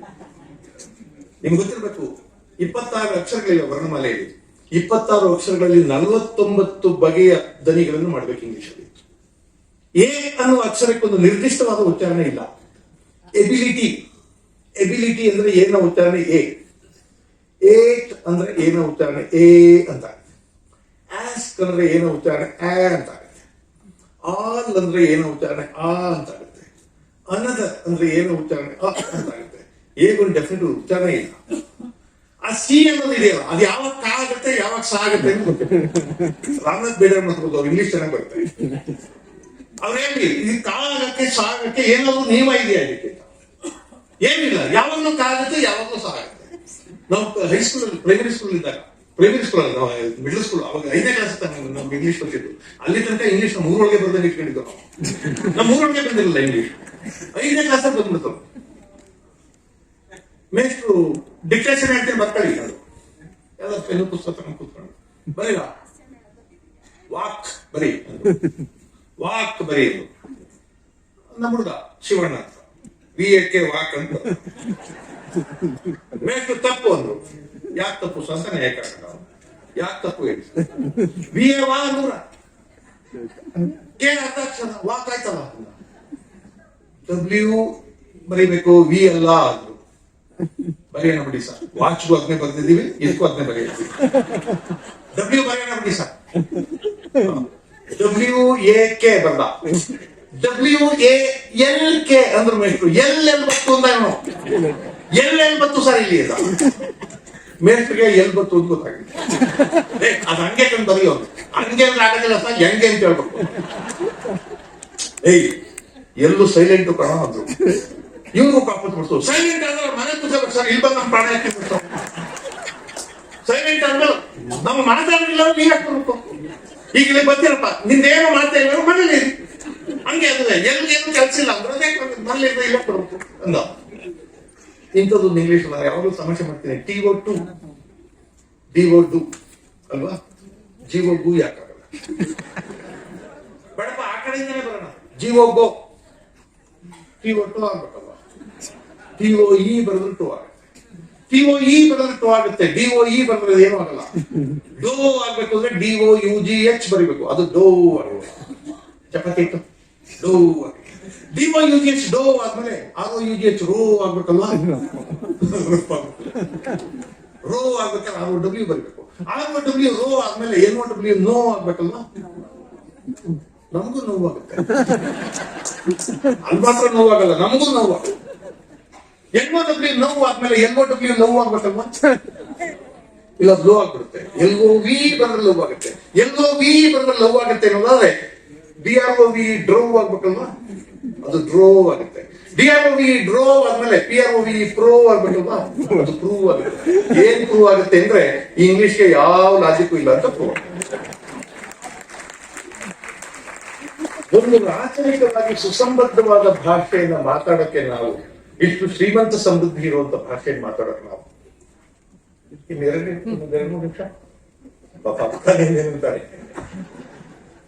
ಇದು ಜನಜನ ದುಡ್ಡು ಕೇಳಿದಂಗೆ, ನೀವು ಬಹಳ ದೊಡ್ಡ ಮನುಷ್ಯ ಸರ್, ಒಂದು 500 ರೂಪಾಯಿ ಕೊಡಿ ಸರ್, ಅವ್ರು ಇಲ್ಲ ಅನ್ನಕ್ಕಾಗಲ್ಲ. ಜನರಿಗೆ ಹಂಗೆ ಇರ್ತಾನೆ. ಕನ್ನಡ ಭಾಷೆಯಲ್ಲಿರೋ ಸವಲತ್ತು ಒಂದು ಹೇಳ್ಬಿಡ್ತೀನಿ, ಅದರ ಇಂಟ್ರೆನ್ಸಿಕ್ ಫೆಸಿಲಿಟಿ ಇದು. ಆಹಾನ ಕಣ್ಣನ್ನು ಮೊಗೆದು ಕುಡಿಯುತ್ತಾ ಶೇಷ ನೊಡಲ ಸಿಗಿದು ಬಿಸಿಡುತ್ತಾ ಶಂಕ ಚಕ್ರ ಕಡಿದು ಮುರಿದು ಎಸೆಯುತ್ತಾ ಹಿನ್ನಡಲೆ ಪುಡಿ ಪುಡಿ ಮಾಡಿ. ಅಲ್ಲಿ ಡಕಾರ ಜಕಾರ ದಕಾರ ಗಕಾರಗಳು ಎಷ್ಟಿದೆ ನೋಡಿದಿರ. ಆಹಾನ ಕಣ್ಣನ ಮೊಗೆದು ಕುಡಿಯುತ್ತಾ ಶೇಷ ನೊಡಲ ಸಿಗಿದು ಬಿಸಿಡುತ್ತಾ ಶಂಕ ಚಕ್ರ ಕಡಿದು ಮುರಿದು ಎಸೆಯುತ್ತಾ ಹಿನ್ನಡಲೆ ಪುಡಿ ಪುಡಿ ಮಾಡಿ. ಕನ್ನಡದಲ್ಲಿ ಕೆಲವು ಅಕ್ಷರಗಳನ್ನು ಉಪಯೋಗಿಸಿದ್ರೆ ಗ ಜ ಡ ದ ಬ ರ ಘ ಇವೆಲ್ಲ ಶಬ್ದಗಳನ್ನು ಉಪಯೋಗಿಸಿದ್ರೆ ಅಲ್ಲಿ ಒಂದು ಒರಟಾದ ಭಾವ ಇರುತ್ತೆ. ಬಹಳ ಮೃದುವಾಗಿರ್ಬೇಕು ಅಂದ್ರೆ ನ ನ ಸ ಯ ವ ಮ ಇವೆಲ್ಲ ಮೃದುವಾದ ಅಕ್ಷರಗಳು. ಭುವನವೆಲ್ಲ ಸವಿಯ ಸೊಲ್ಲ ಕವಿಯ ಗಾನ ಅಕ್ಷರಗಳನ್ನು ಗಮನಿಸಿ. ನನ್ನ ನಿನ್ನ ಹೃದಯ ಮೀನ ಕಲ್ಲಿಜೇನ ಸ್ವಗದ ಸ್ನಾನ ಅಮೃತ ಪಾನ ಅಮೃತ ಪಾನ. ನಾನೇ ವೀಣೆ ನೀನೇ ತಂತಿ ಅವನೇ ವೈದಿಕ. ಬಹಳ ಭಾಷೆಗಳಲ್ಲಿ ಈ ಸವಲತ್ತಿಲ್ಲ. ಯಾವ್ಯಾವ ಭಾವವನ್ನು ಹೇಳೋದಕ್ಕೆ ಎಂತೆಂಥ ಅಕ್ಷರಗಳನ್ನು ಸವಲತ್ತಿಲ್ಲ. ಒಂದು ಸ್ಯಾಡ್ ಫೀಲಿಂಗ್ ಬರ್ಬೇಕಾದ್ರೆ ಅಥವಾ ಒಂದು ಧ್ಯಾನದ ವಾತಾವರಣ ಬರ್ಬೇಕಾದ್ರೆ ಅಲ್ಲಿ ದೀರ್ಘಾಕ್ಷರಗಳನ್ನು ಬಳಸ್ತಾರೆ. ದೋಣಿ ಸಾಗಲಿ ಮುಂದೆ ಹೋಗಲಿ ದೂರ ತೀರವ ಸೇರಲಿ ಬೀಸು ಗಾಳಿಗೆ ಬೀಳು ತೇಳುವ ತೆರೆಯ ಮೇಗಡೆ ಹಾರಲಿ. ದೀರ್ಘಾಕ್ಷರಗಳು. ಅಥವಾ ದುಃಖ ಹೇಳ್ಬೇಕು ಅಂದ್ರೆ ನಿನಗಾಗಿ ಓಡೋಡಿ ಬಂದೆ ನಾನು ಕಾಣದೆ ಹೀಗೇಕೆ ಮರೆಯಾಗಿ ಹೋದೆ ಮರೆಯಾಗಿ ಹೋದೆ ನೀನು. ಈಗ ಅಕ್ಷರಗಳ ಉದ್ದೇಶ ಅದು.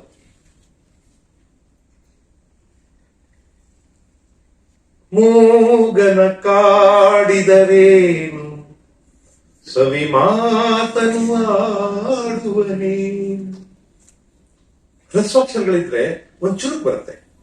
ಅಡಿಯ ಹೆಜ್ಜೆ ನಡುಗೆ ಗೆಜ್ಜೆ ಇಡುತ್ತ ಸುಗ್ಗಿ ಬರುತ್ತಿದೆ ಸುಗ್ಗಿ ಬರೆ ಹಿಗ್ಗಿತಿರೆ ಸಗ್ಗ ಸುಖವ ತರುತ್ತಿದೆ ಕಣಿವೆ ಇಳಿದು ಚಮರ ನೇರಿ ವಸತು ಜೀವ ಕಳಿಯ ಬೀರಿ ತರುಗಳಲ್ಲಿ ತಳಿರ ಹೇರಿ ಸುಗ್ಗಿ ಮೂಡುತ್ತಿರುವುದು ಮನದ ಬಿನದ ಬಿನಿದು ನಿನದ ಮನದೊಡಾಡುತ್ತಿರುವುದು.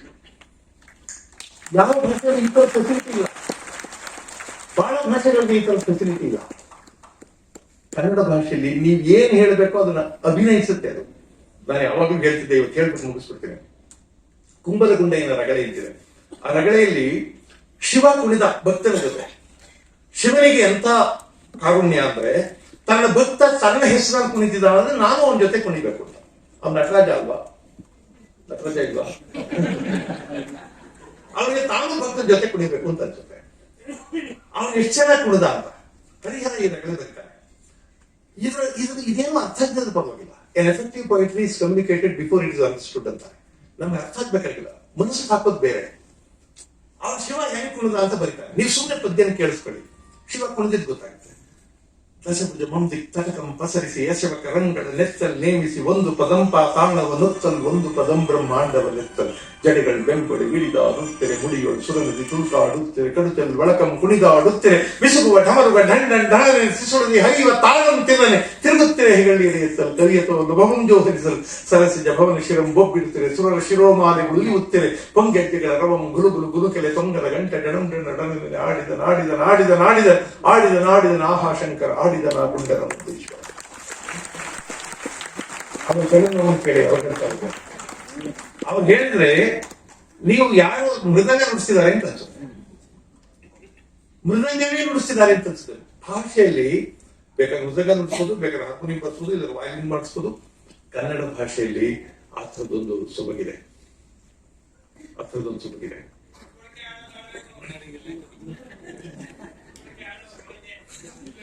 ನಾನು ಎಲ್ಲೋ ಒಂದ್ ಕಡೆ ನಿಲ್ಲಿಸ್ಬೇಕು, ನನಗೆ ಇದನ್ನ ಹೇಳ್ಬೇಕು ಅಂತ ಅನಿಸಿತ್ತು, ಅದರಿಂದ ಹೇಳ್ಬಿಡ್ತೀನಿ. ಅವರು ನಮ್ ಕಡೆ ಕೂರಿಸಿರ್ತೀವಿ ಅಂತ.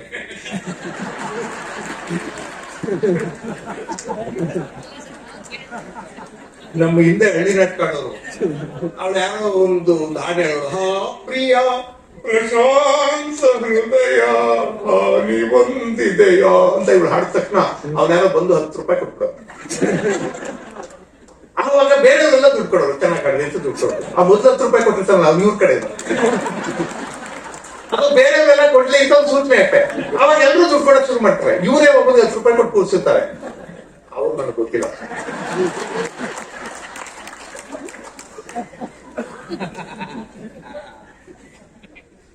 ಬುಡ್ಬುಡ್ಕೆ ನನಗೆ ಭಾಷೆಯ ಈ ಎಲ್ಲ ಆಟಗಳನ್ನ ಕಲಿಬೇಕು ಅಂತ ಕಲ್ತಿದ್ದ ಅಷ್ಟೇ. ಅದು ಲಕ್ಷ್ಮೀ ವಿಚಾರ, ಲಕ್ಷ್ಮೀ ವಿಚಾರ, ಧನಲಕ್ಷ್ಮೀ ವಿಚಾರ. ಗೌಡ ನೀನು ಮನುಷ್ಯನಲ್ಲಿ ಲಕ್ಷ್ಮೀ ವಿಚಾರ ಕಟ ಕಟ ಕಟ ಅಂತ ಉಂಟಾ ಇರ್ಬೋದು. ನಿಜಾದ್ರೂ ಸುಳ್ಳಾದ್ರೂ ಸುಳ್ಳನ್ನು ಸುಳ್ಳು ತಕ್ಕ ಬೇರೆ ಬುಡುಗಳಿಗೆ ಬುಡುಬುಡಿಕೆ ರಾಮಂತಾವ ನಮ್ಮ ದೂರ ದೇಶ ಮೀಸಲು ಹುಡುಗರು ಕಡಪ ಕಲ್ಲೂರು ಚಳಕೆರೆ ತಾಲೂಕು.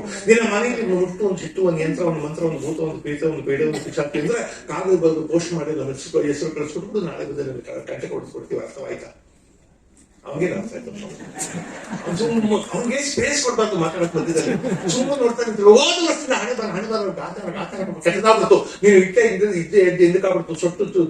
ತೊಟ್ಟಬಿಟ್ಟೆ ಚಿಂದಿ ಆಗ್ಬಿಟ್ಟು ಸೊಪ್ಪು ಸೋರೋಗ್ಬಿಟ್ಟೆ. ಪಾಪ ನಡೀತಾ ಇದ್ದು ನಿಂತೋಗ್ಬಿಟ್ಟೆ, ನಿಂತಿದ್ದನ್ನು ಕುಂತೋಗ್ಬಿಟ್ಟೆ, ಕುಂತಿದ್ದನ್ನು ಕುಸಿದೋಗ್ಬಿಟ್ಟೆ, ಮನಗೋಗ್ಬಿಟ್ಟೆ. ಅರ್ಥವಾಯ್ತಾ? ಒಂದು ಹಣ ಮಾಡ್ಬೇಕು, ಒಂದು ಆಸ್ತಿ ಮಾಡ್ಬೇಕು, ಒಂದು ಗದ್ದೆ ತೆಗಿಬೇಕು, ಮುಂದಕ್ಕೆ ಹೆಣ್ಮಕ್ಳು ಮದುವೆ ಮಾಡಿ ಚೆನ್ನಾಗಿ ಬದುಕಬೇಕಂತ ಯೋಗ ನಿನ್ನ ಅಲೆಯಲ್ಲಿ ಬರೆದಿತ್ತು. ನಾವು ಹೇಳಿದ್ವಲ್ಲ ಟೀಮ್ ಒಂದು ಆಚಾರ ಕೆಟ್ಟದಾಗ್ಬಿಟ್ಟು ಸೊಪ್ಪು ಸೋರೋಗ್ಬಿಟ್ಟೆ. ಪಾಪ ಮನೆಯಲ್ಲಿ ನಿಮ್ಮ ಅಪ್ಪ ಇದ್ದಾರ, ಬಹಳ ದೊಡ್ಡ ಮನಸ್ಸ ನಿಮ್ಮ ಅಪ್ಪ. ನಾ ಮಾಡಿದ ನನಗೆ ಸಾಕ್ಷಿ, ನೀ ಮಾಡಿದ ನಿನಗೆ ಸಾಕ್ಷಿ, ನೀಡಿದ ಬಿದ್ವೆ ಸಾಕ್ಷಿ, ತೋಳಿದ್ರೆ ಗೆಲವೇ ಸಾಕ್ಷಿ. ಅರ್ಥವಾಯ್ತಾ? ಬಹಳ ದೊಡ್ಡ ಮನಸ್ಸಿನ ಮಗ ನೀನು. ಒಂದು ಊದ್ಗಟ್ಟಿ ಕೂತ್ರು ಊರಿಗೆ ಬೆಂಕಿ ಆಗ್ತಾ ಇದ್ದ ಪುಣ್ಯಾತ್ಮ. ಹೆಸರು ಮೇಷ, ವೃಷಭ, ಮಿಥುನ, ಕಟಕ, ಸಿಂಹ, ಕನ್ಯಾ, ತುಲಾ, ವೃಶ್ಚಿಕ, ಧನುಸು, ಮಕರ, ಕುಂಭ, ಮೀನ, ಸಿಂಹರಾಶಿಗೆ ಮಾಡಿದ ರೇಖಾಟಿಕೊಂಡು ಎಷ್ಟು ಕಿಲೋ ಅಂತ ಕೇಳ್ತೀಯ. ನಾನೊಂದು ಮಾತು ಹೇಳ್ತೀನಿ, ಕೇಳಬೇಕು. ಮಂಗಳವಾರ ದಿವಸ ಮಂಗಳವಾರ ಮಾಡಬೇಡ, ಬುಧವಾರ ಹೊಸಬಟ್ಟೆ ಹಾಕ್ಬೇಡ, ಬೇಯಿಸುವಾರ ಬಡಗಳಾಗಿ ಪ್ರಯಾಣ ಹೋಗಬೇಡ. ಅರ್ಥವಾಯ್ತಾ? ನಾನು ಯಾವ್ಯಾವ ಊರು ಸುತ್ತ ಬಂದು ಗೊತ್ತುಂಟ, ಅಣದೂರು, ಬಡಗೂರು, ಕುಡುಗೂರು, ಒಬ್ಬೂರು, ದಿಬ್ಬೂರು, ಎಬ್ಬೂರು, ಕಿಬ್ಬೂರು, ಒಳಿಯೂರು, ಮಲಿಯೂರು, ಎಲಿಯೂರು, ಆಲೂರು, ಬೇಲೂರು, ಮಾಲೂರು, ಕೇಳೂರು, ಸುತ್ತೂರು, ಕಿತ್ತೂರು, ಮುತ್ತೂರು, ಎತ್ತೂರು, ಹಿರಿಯೂರು, ಕಿರಿಯೂರು, ಸರಗೂರು, ಬರಗೂರು, ಬೆಂಗಳೂರು, ಮಂಗಳೂರು, ಕಿಂಗೂರು, ಕಿತ್ತೂರು, ಕಲ್ಲೂರು, ಕೊಲ್ಲೂರು, ಮುಳ್ಳೂರು, ಹುಲ್ಲೂರು. ನೀವು ಮಾತಾಡಬೇಡ. ನಾನೊಂದು ಮಾತು ಕೇಳಬೇಕು. ಆಗದೇ ಇರ್ತಕ್ಕಂಥ ಒಂದು ಮೀಶಿಕೊಂಡಿದ್ರೆ ಅರ್ಥವಾಯ್ತಾ? ಒಂದು ಗಂಡಸು ಜಾತಿ ಈ ಊರಲ್ಲಿ ಎದುರು ಬಿದ್ರು ಉಂಟಾ ಇಲ್ವ? ನಿಜಾನು ಸುಳ್ಳನ್ನು ಸುಳ್ಳು ತರಬಡ್ಬೇಡಿ. ನಿಮ್ಮ ಊರಲ್ಲಿ ಒಬ್ಬನ ಕಂಡ್ರೆ ಆಗಲ್ಲ ಅಂತ ಯಾರು ಇಲ್ಲ ಅಂತಾರ.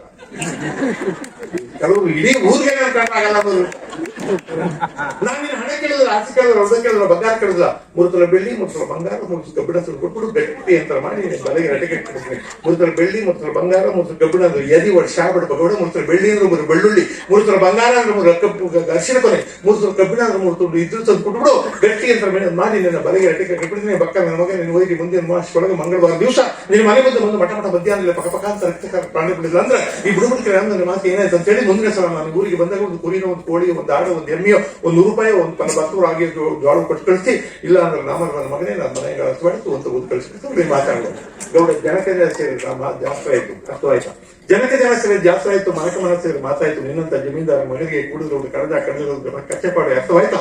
ಮನೆಯಲ್ಲಿ ಮುತ್ತೈದು ಲಕ್ಷ್ಮೀ ಕೈ ನಾನಿನ್ನು ಮುತ್ತು ಅಂತ ವೈದ್ಯರು ಕೇಳಿಲ್ಲ. ಒಂದು ಜೋಡಿ ಮೊದಲು ಒಂದಿಷ್ಟು ಜೋಳನೋ ರಾಗಿನೋ ಅಕ್ಕಿನೋ ತಂದು ಕೊಟ್ಬಿಡು, ಹಂಗೆ ನಿಂದ ಯಾವ್ದಾರ ಒಂದು ಹಳೆ ಸರಟು ಕೋಟು ಪ್ಯಾಂಟ್ ಇದ್ರು ಕೊಟ್ಬಿಡು, ನಿನ್ನ ಹೆಸರು ಹೇಳಿ ಹುಡುಗ ನಾನು ಬರೋಣೆ ಮಾಡ್ಬಿಡ್ತೀನಿ. ಯಾವ ಯೂನಿವರ್ಸಿಟಿ ಡಿಗ್ರಿ ಕೊಟ್ಟಿದೆ? ನಮ್ಮಲ್ಲಿ ಕೆಲವರು ಮೇಟ್ರು ಇರ್ತಾರೆ, 7 ಲಕ್ಷ ಸಂಬಳ ಅವ್ರಿಗೆ. ಮಾತಾಡ್ತಾರೆ ನೋಡ್ಬೇಕು. Dear friends, please. I want to tell you something serious, something very important. Try to follow me. ಏನೋ ಯೋಚನೆ ಮಾಡ್ತವ್ರೆ. India is our country. ಏನ್ ಸರ್, ಇಲ್ಲಿ ತನಕ ಯಾರು ಗೊತ್ತಿತ್ತ ಸರ್? ಎಂಥ ವಿಷಯ ಹೇಳಿದ್ದಾರೆ. Try to follow me, I am very serious. ನನ್ನ ಪಕ್ಕ ಕೂತ್ಕೊಂಡು ನನ್ನ ಫ್ರೆಂಡ್ ಹೇಳ್ತಿದ್ದ, ನನಗೆ ರಕ್ಷಣಾ ಸಂಬಳ ತಗೋತಾರೆ, ಹಿಂಗ್ ಮಾತಾಡ್ತಾರಲ್ಲಪ್ಪ, ನಾನು ಇದೇನ್ ಮಾತಾಡ್ಬೇಕು? ನಲ್ಲಿ ತೆಗೆಸಿದ ತಕ್ಷಣ ನೀರು ಸುರಿಯಲ್ವಾ, ಸುರ್ರು ಅಂತ ಬರ್ತದಲ್ಲ, ಹಂಗ್ ಮಾತಾಡ್ಬೇಕು. ನಲ್ಲಿ ತಿರುಗಿದ ತಕ್ಷಣ ನೀರು ಸುರ್ರು ಅಂತ ಸುರಿಬೇಕಾದ್ರೆ ಓವರ್ ಹೆಡ್ ಟ್ಯಾಂಕ್ ನೀರು ಇರ್ಬೇಕು. ಅಲ್ಲಿ ನೀರಿದೆ, ನಲ್ಲಿ ತಿರುಗಿ ಹಿಂಗೆ ತೊಟ್ಟ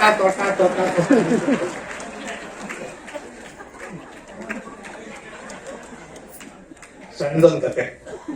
ಯಾರೊಬ್ಬ ಮರ ಕೆಳಗಡೆ ಕಾಲ್ ಚಾಚ್ಕೊಂಡು ಕೂತಿರ್ತಾರೆ. ಆ ದೇಶದ ರಾಜ ಬಂದ ಕುದುರೆ ಮೇಲೆ ಇವನು ಕಾಲ್ ಚಾಚ್ಬೇಕು ಕೂತಿರ್ತಾರೆ.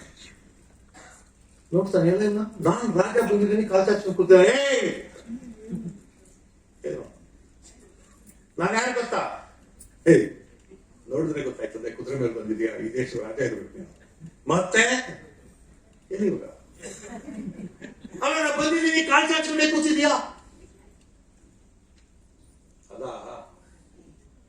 ನಾನು ಕೈ ಚಾಚೋದು ಬಿಟ್ಬಿಟ್ಟಿದ್ದೀನಿ, ಅದಕ್ಕೆ ಕಾಲ್ ಚಾಚ್ಕೊಂಡು. ಕೈ ಚಾಚೋ ತನಕ ಕಾಲ್ ಚಾಚಕ್ಕಾಗಲ್ಲ. ಸಾಕು ಕಾಣಿಸುತ್ತೆ ನನಗೆ. ಅಂತರಂಗ ನೀಡಿದ ಈ ಪ್ರೀತಿಯ ಸನ್ಮಾನಕ್ಕೆ ನಾನು ಸರಬರಾಜು ನೆನೆಸ್ಕೊಳ್ತೇನೆ. ಇದೇ ಸಂದರ್ಭದಲ್ಲಿ ನನ್ನ ಪ್ರೀತಿ ಅಕ್ಕ ಕುಸುಮ ಗುರುದೇವರು ಅವ್ರು ಬಂದು ನನ್ನನ್ನು ಆಶೀರ್ವದಿಸಿದ್ದಾರೆ.